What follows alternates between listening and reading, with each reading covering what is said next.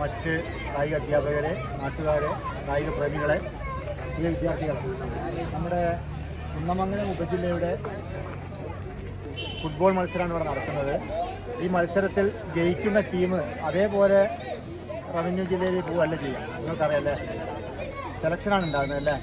അപ്പോൾ അതുകൊണ്ട് ടീം എന്ന നിലയ്ക്ക് നിങ്ങൾക്ക് എല്ലാവർക്കും വിജയാശംസകൾ നേടുന്നതോടൊപ്പം ഏറ്റവും മികച്ച കളിക്കാരായി നമ്മുടെ കോഴിക്കോട് ജില്ലാ ടീമിൻ്റെ തുടർന്നുള്ള സ്റ്റേറ്റ്, ദേശീയ തലങ്ങളിലും നമ്മുടെ കുന്നമംഗലം ഉപജില്ലയുടെ ഒരു സ്റ്റാമ്പ് നിങ്ങൾ പതിക്കണം എന്ന് മാത്രം പറഞ്ഞുകൊണ്ട് ഈ കായികമേള, ഫുട്ബോൾ മേള ഉദ്ഘാടനം ചെയ്തതായി അറിയിക്കുന്നു.